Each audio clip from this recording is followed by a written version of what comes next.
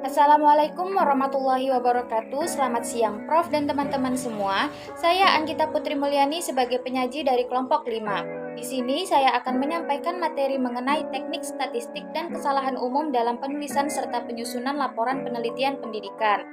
Namun sebelum itu, saya ingin berterima kasih dan mohon izin kepada Profesor Dr. Hajah Hasnah Faiza ARM Hum selaku dosen pengampu mata kuliah metodologi penelitian. Nah, sebelum masuk kepada teknik statistik, kita terlebih dahulu membahas tentang teknik pengolahan data.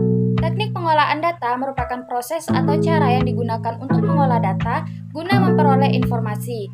Menurut Sugiono, analisis data dalam proses penelitian adalah suatu penelitian yang sulit untuk dilakukan dan dibutuhkan kerja keras, pola pikir yang kreatif, dan wawasan yang tinggi.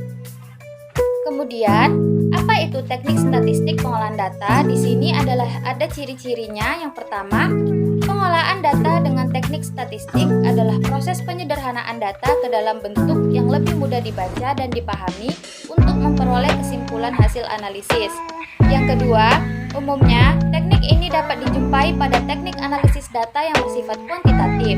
Teknik kuantitatif merupakan teknik mengolah data dengan cara statistik atau numerik dengan metode hitung pasti menggunakan rumus statistik.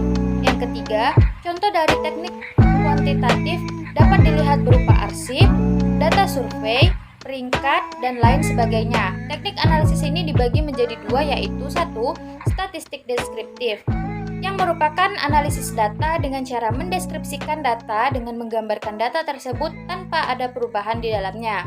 Yang kedua, statistik inferensial, yang merupakan analisis data yang bertujuan untuk menarik kesimpulan dari satu variabel yang sudah diteliti sebelumnya.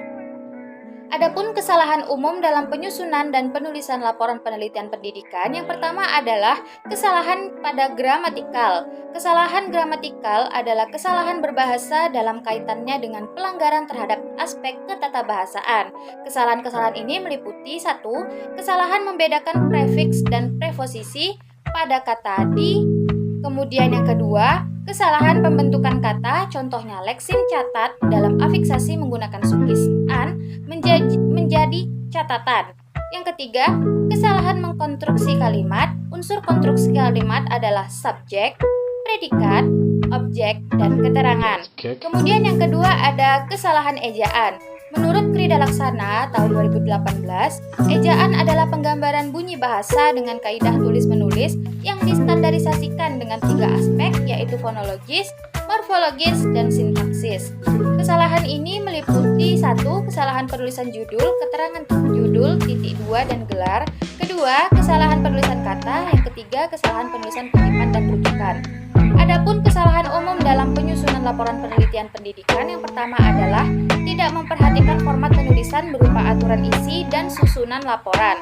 Yang kedua, mengabaikan studi pendahuluan yang merupakan kegiatan observasi langsung ke lokasi penelitian, wawancara dengan narasumber, studi literatur, dan studi dokumentasi.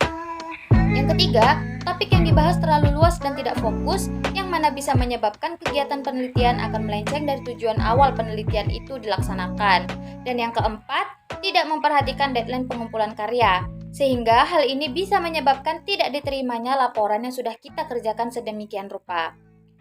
Demikian yang dapat saya sampaikan, kurang dan lebih saya mohon maaf. Wassalamualaikum warahmatullahi wabarakatuh.